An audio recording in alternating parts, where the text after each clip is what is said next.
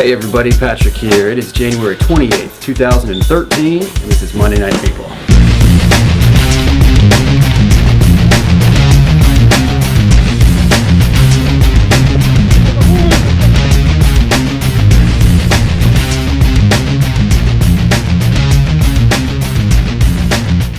Alright guys, it has been a crazy week. We actually had to skip 2 episodes of Monday Night Paintball because of this big rush that we had for SHOT Show 2013. For those of you not familiar with SHOT Show, it is one of the biggest gun and gear conventions in the world, certainly the most prestigious in the United States. Happens every year in the January-February time frame, goes down in Las Vegas, Nevada. Now we didn't know we were going until a few days before. We actually got a call from a company called Laser Shot that makes training equipment for the military, and they needed a simulation firearm in their little shoot house that they had in their booth. They called us about 4 days prior to the show, asked if we could be there. Omar and I jumped on a plane and we went. So I was actually sitting down getting ready to film Monday Night Paintball when I got an email saying, hey, you're going to SHOT Show, congratulations, pack your bags. So we had to dump that episode, and then we were there through Friday, but we're back. Now this was my first trip to SHOT Show, and I've always wanted to go. This is where all the big companies, gun innovators,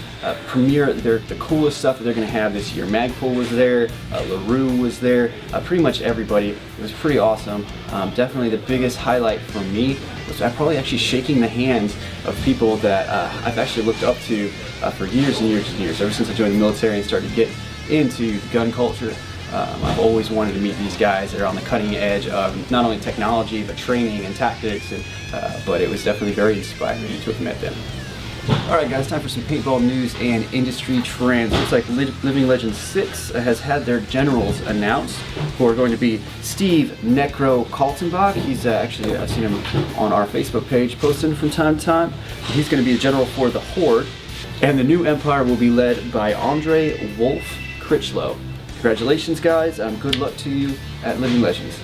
Tampa Bay Damage, now that's Damage, not Rampage, is having tryouts. Now it's an invite only thing, but it looks like Joey Blute from the team has just announced that their team is looking for more talent to add to their already solid roster. So if you are in the Tampa Bay area and you would like to play for Tampa Bay Damage, you should look them up and try to get yourself an invite, because the opportunity is definitely there for you. More zombie paintball for you guys in Birmingham, England this time. So for those of you British paintball players out there that are a fan of the movie 28 Days Later, you're going to get a chance to act it out here on May 11th through 12th. It's getting put on by Silent Studios and Project Paintball. It's known as Zombie Weekend. Alright guys, for this week's tactical tip, I'm going to hand over the stage to Murphy from Savoy 6. For those of you not familiar with Savoy 6, they are our flagship team. They operate down in Southern California, and they are comprised mostly of veterans and involved with a lot of veteran charities. So with no further ado, Murphy from Savoy 6. Hey, what's going on guys? This is Murphy Savoy 6. So talking about radios, alright, talking about alternate comms. So get you a good radio. I like using the Midland brand. They're easy, they got multiple channels, they also have sub-channels. It was actually a pretty neat feature. It has a little clip on the back. That's all you need, you put it right on your gear. If you want to get fancy, you can get a pouch for it. If you got Molly gear stuff, you can get an actual radio pouch for it. Also, you got little ports on the side where I can get a little throat mic, a little headset action. Definitely encourage that if you're doing a lot of scenario play, a lot of milsim stuff, because nothing worse than hiding in a bush, getting in some tall grass, and then somebody hits the little jingle jangle button, and it's like wee wee wee wee wee wee wee wee, and basically it's just a big siren that says come shoot me in the face.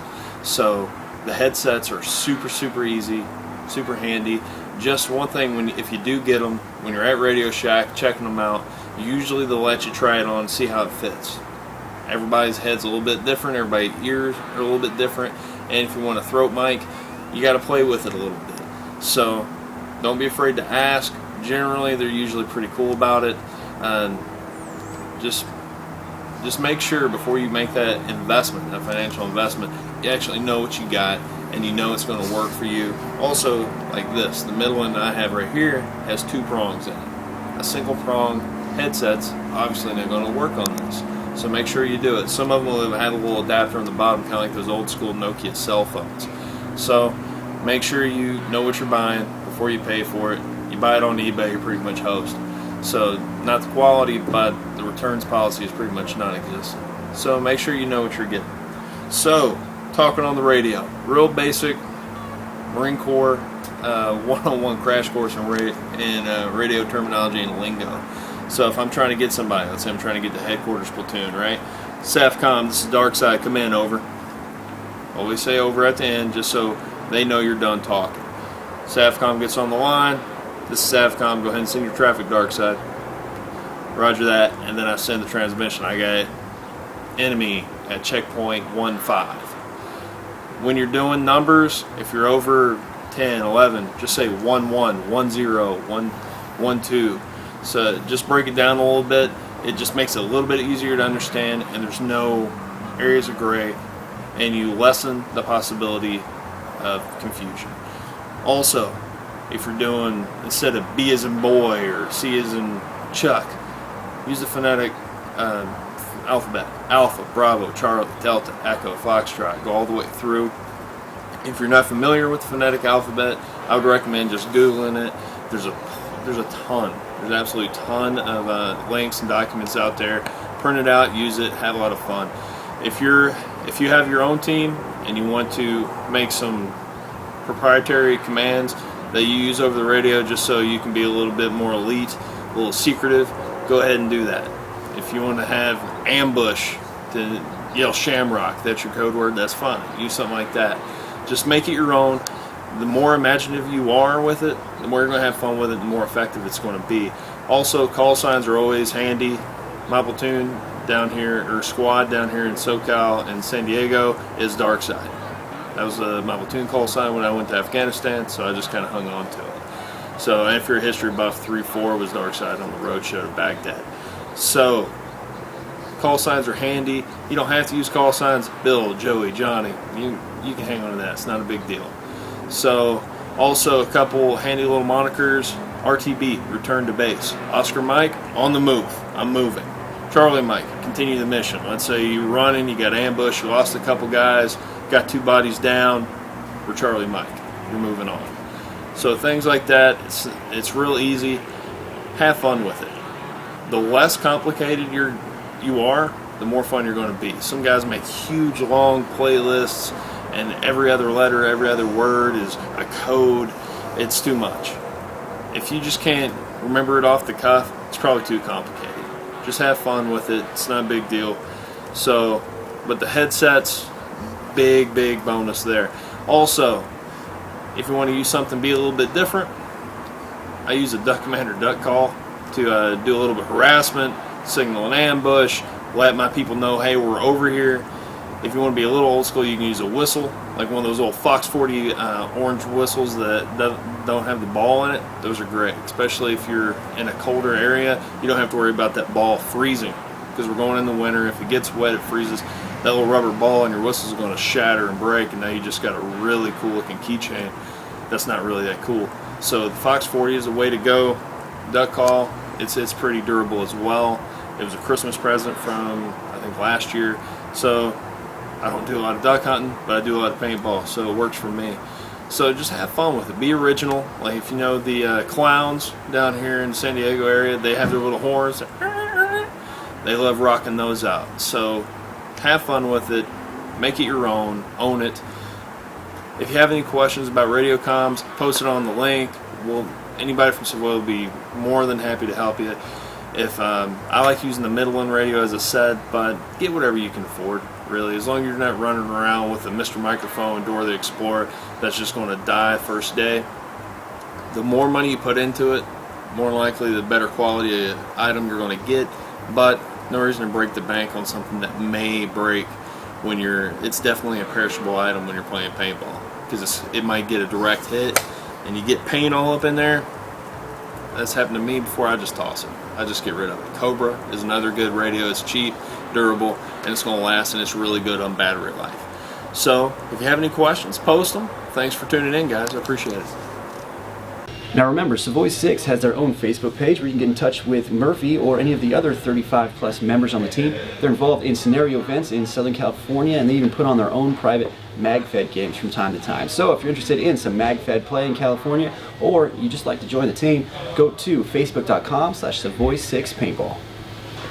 Alright guys, a little added tidbit for you. Here is my fellow Geardo, Billy Van Campos. Now Billy emails me back and forth about some gear tips that he has, or little product tips on the gear that he gets from us. He'll kind of digest it and let me know what he thinks about it. He's very knowledgeable about what he does, and today he's going to show you guys another way to carry your remote line. For those of you who get your remote line tangled up on you a lot, Billy found a solution. Here he is. Hey man, I know you're gonna like this one. I thought about different ways to run my remote line. You know, conventionally people go under the shoulder, stuff like that. And basically what I came up with is I take my vest, this is the front of it, here's the back. And I put my tank pouch as far up as it can go.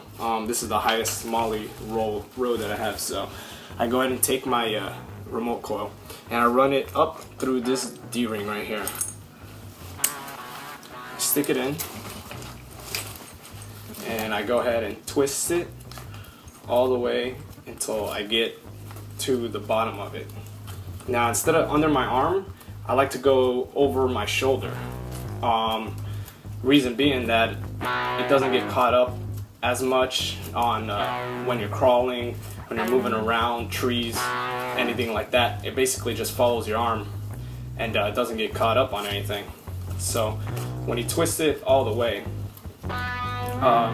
for anyone who doesn't have a vest with D-rings on it, you can just take one of these little hook snap things and go ahead and snap it through a Molly loop, and then you can go ahead and attach it to your remote coil like that. But if you have it, you go all the way to the bottom of it. You see, you have the end here, and then this end attaches to your air tank. So I go ahead and take my air tank and put it in now.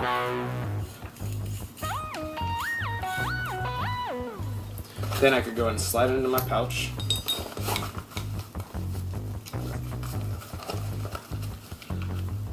Clip it shut. Let me show you what I mean.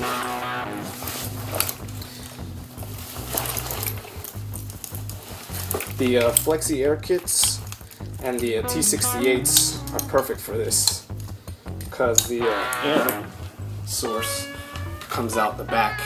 It doesn't come out, this way. So if it comes out the back, I like it coming out the side like this.